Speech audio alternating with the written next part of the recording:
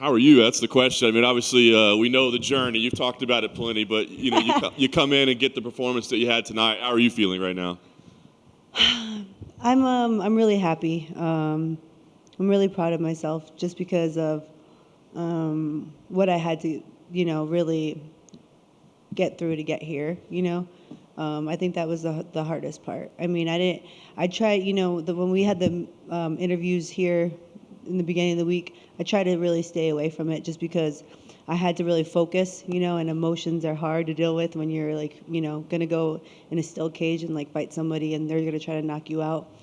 But, it was really hard, and I'm just really proud of myself because I got here and I got the job done. I got a guillotine, which I haven't done since on the Ultimate Fighter. So I'm just really excited that I was able to perform the way I performed, and obviously I need to improve on some things. That's me.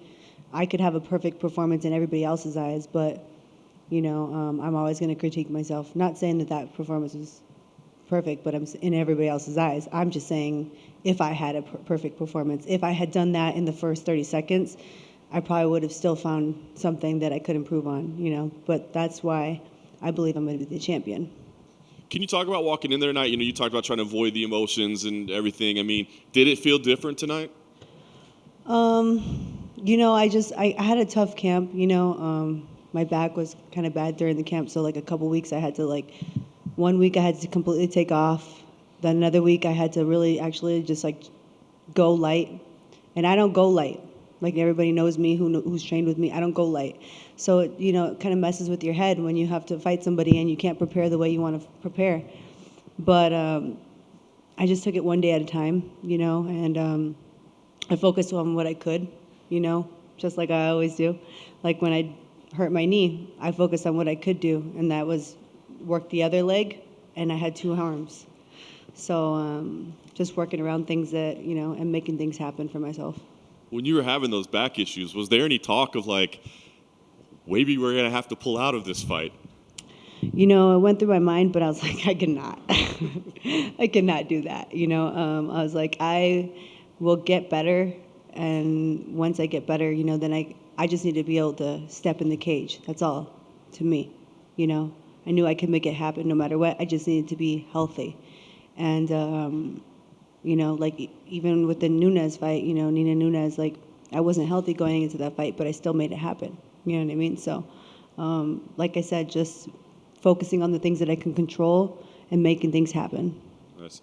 Lastly for me, I guess it's a unique position, right? Because before you had the time off, I think a lot of people, dubbed you as a future title contender. You come back, you're impressive, but it's at 125, right? So where do you think you stand at 115? What do you think you deserve, I guess, at this point? I mean, do you feel like you should re-enter the rankings? Do you feel like, you got to have a fight at strawweight before you can be considered? I guess, what do you see the path from here? Yeah, I think they should give me a really good opponent, a good opponent at strawweight, and then, I'll earn it. I've never been given anything in my life. I've always earned it, and I don't mind doing that because I think, that builds character, and you got to work for the things that you get in your life. And I don't mind doing that because that's how my mom raised me and my grandma raised me to be. So, yeah, I'm excited for whoever, like I said before, Montana's tough, and I was really honored to share the cage with her because she's, she has a lot of fights, and she accepts really difficult fights. And, I really respect her for getting in the cage with me. I respect anybody who gets in the cage with me, regardless of what they say about me.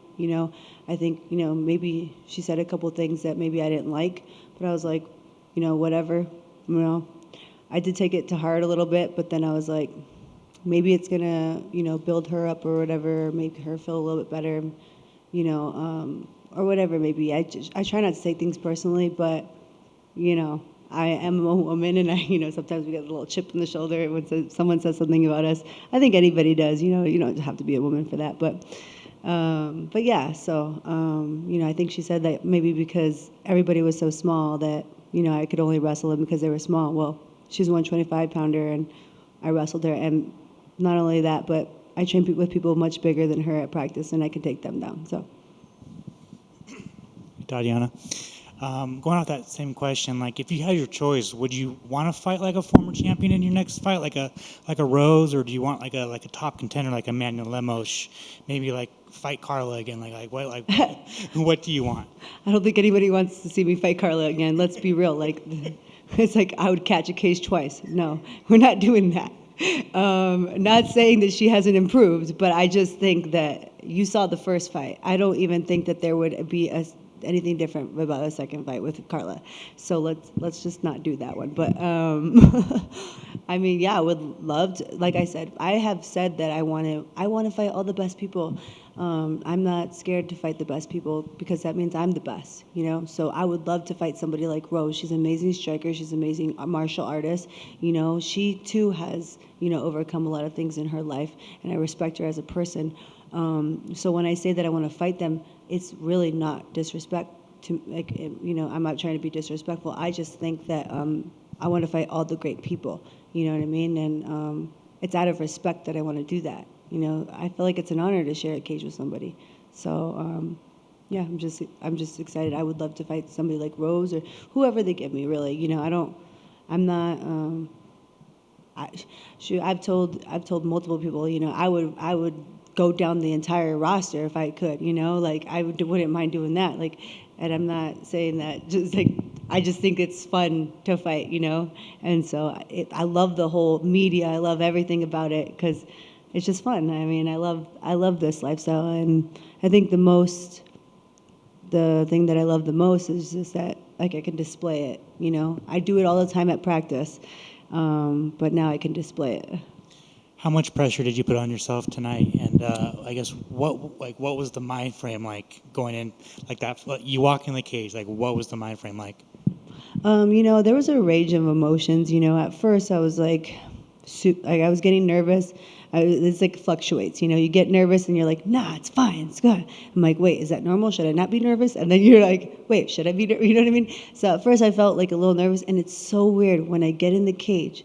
Like my nerves just completely go away. It's the weirdest thing. And I have like these crazy talks with myself, and I'm like by myself, and I'm walking back and forth, pacing like a tiger. And I'm just like, you know, having these conversations with myself, and then I get out there and I'm good. You know, I'm like, it's okay. You know, I think for me, you know, growing up, you know, I put a lot of pressure on myself growing up. You know, I was a wrestler and stuff, and I competed a lot, and I wanted to be an Olympic champion from a very young age. And I think when you put a goal like that in your mind, you have to put a lot of pressure on yourself throughout your life. And I think for me, when I put pressure on myself, I excel. You know, I feel like, you know, it really makes you better, you know.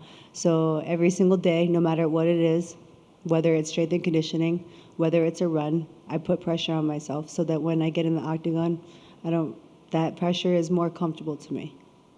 There seemed like there was zero ring rust whatsoever, but like when you walk like that first round, was there any rust? Yeah, I was just kind of a little more timid than usual, you know. I was like, because in all my fights, you know, I'm like really relentless.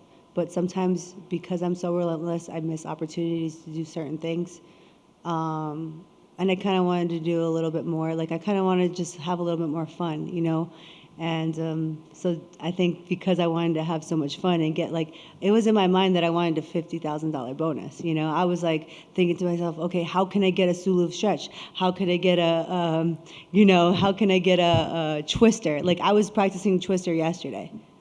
That was the first time I've ever done it. It was like innate. I'm like, guys, don't be surprised if I ever get one because I think I'm a natural, okay? No, I'm just kidding. Now everybody's going to be watching for the twister. Damn it, I shouldn't have said nothing. But I just got to be quiet now. They're going to be like, watch out for this submission, watch out for that submission. But yeah, no, I'm just, I was so focused on the 50K that I don't even remember the question. I'm just ranting at this point. I'm so sorry. You did get the 50K, so yeah. How does that make you feel?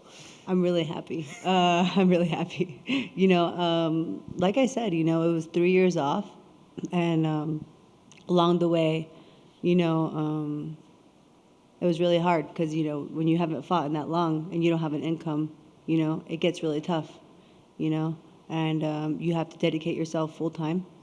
And so, luckily the UFC would find me sponsorships along the way that would help me just a little bit just to get by, you know what I mean? And I'm really grateful for that because, I wasn't active and they still helped me in that way. I'm sure if I had reached out to Dana and asked him, he probably would have helped me out, but I just wouldn't do that, So, because I guess I'm okay with not having much, I don't need much. I just need the people that I love and to do what I love. And finally, Dana revealed that there's an HBO documentary following you around, filming you. How cool is that? It's so amazing because, my brother opened up a wrestling academy, and it's called Legacy Wrestling Center. It's in Covina, California. Shout out.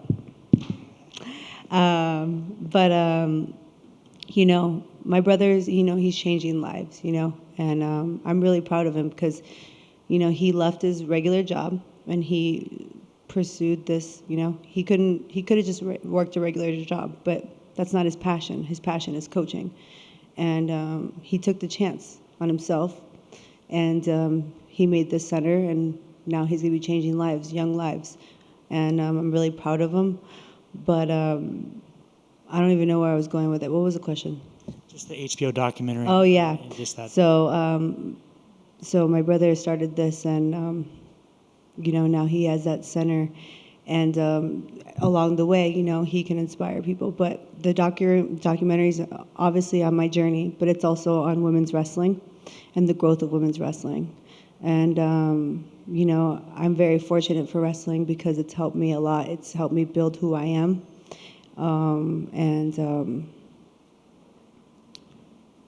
I'm just really grateful for the sport, and I'm glad that my brother can actually do the same thing for other girls and also boys. But I'm really excited about the documentary. And I guess the point of me speaking about my brother was just that he followed his passion. I'm really proud of him for that. And I'm really excited about this documentary. Just have one on that. I think it came up in media day, and a lot of people were saying how they considered you like the female version of Khabib when it came to wrestling. You're talking about women's wrestling. Who are some of the role models out there that people should be paying attention to when they are thinking about women's wrestling, so that they can say that you remind me of so and so? Who are some of these names out there that people should pay attention for? For the women's wrestling? For women's wrestling. We have Helen Morales, who I also shared. She's an Olympic gold medalist. I don't know how to say it. Tamira Mensah-Stock. Adeline Gray, Victoria Anthony. Those are the people from, when I was there. Clarissa Chun. I looked up to Sarah McMahon and Patricia Miranda. When I was 12 years old, I walked up to Sarah McMahon and Patricia Miranda. They were at a booth, and I was like, I want to be an Olympic gold medalist. And, I didn't get to do that, but here I am, and I'm living my second dream. And I'm very fortunate because sometimes people aren't even fortunate to have one dream. And I have two. Now I've had two, and I've had the pleasure of living both of them. Have you ever had any young ladies come up to you and say that they want to be an MMA fighter now because of you?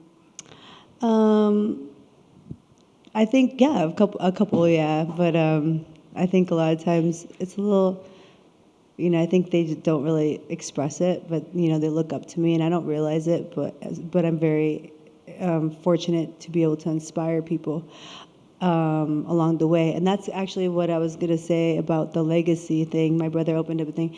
His motto is, his slogan is, what will be your legacy? And for me, I want to inspire as many people along the way in my journey.